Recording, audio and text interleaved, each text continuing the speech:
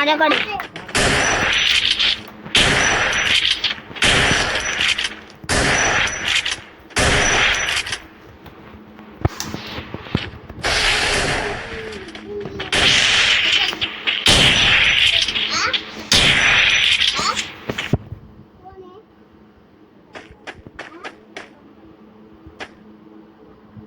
फडणीस केल्यामुळे साऱ्या प्रकरणाच्या कठोर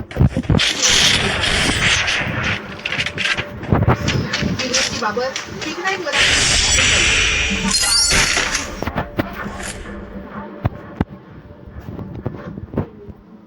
रजत एमपीएससी मध्ये पहिला क्रमांक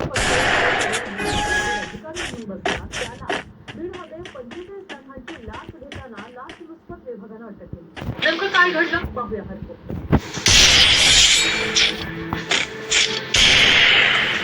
एमपीएससी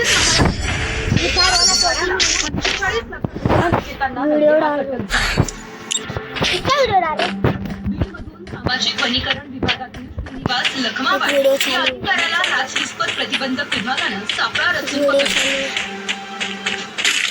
विशेष म्हणजे संबंधित पालकमंत्री सुमित्रा पवार यांच्या बैठकीत होता. बैठक घेतल्यानंतर लाचेची रक्कम स्वीकारताना त्याला अटक झाली.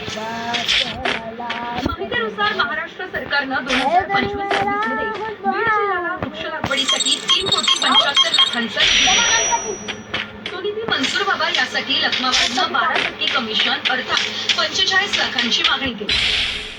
तक्रारीनुसार त्याशिवाय काही कर्मचाऱ्यांचे थकीत वेतन अदा करावे आणि निलंबन कारवाया मागे घ्याव्यात यासाठी देखील लाच मागितली गेली.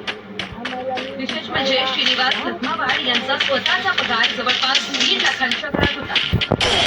तरीही निधी 45 लाखांची मागणी केली. तक्रारी लाच देण्यास नकार दिल्यानं वेतन रोखणं, निलंबनाचे प्रस्ताव पाठवणं तक्रार मिळाल्यापासून विभाग सापळा रचत होता. श्रीनिवास लखमाबाद एमपीएससीमध्ये एसटी प्रकल्पापासून महाराष्ट्रात पहिला आला होता.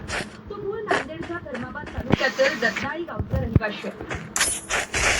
आश्रमशाहीची कष्टाची तयारी असली तरी प्रत्येक अडचणीवर मात करता येते असं ज्ञान महाराष्ट्रातील संबंधित अधिकारी तरुणांना देत होता. 45 लाखांची लाच घेताना आता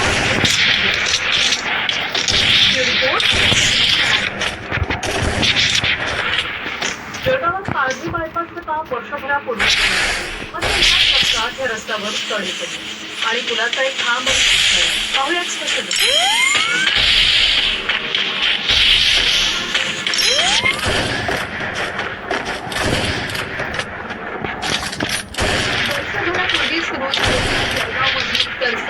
बायपासच्या कामावर प्रश्न विचारले जातात. 1 वर्षापूर्वीच या बायपासचं काम सुरू झालं होतं. त्याच ठिकाणी ठिकठिकाणी रस्त्याला तडे पडले आणि एक खांब कोसळून पडलाय. कसा काय होतो? वर्षभरातच पुलाचे खांब कसे काय कोसळतात असा प्रश्न जळगावकरांना पडलाय. आपण आता याच बायपासवर आहोत आणि पिलरचं बांधकाम कोसळलं आहे त्या ठिकाणी आहोत. कापडामध्ये झाकलेला जो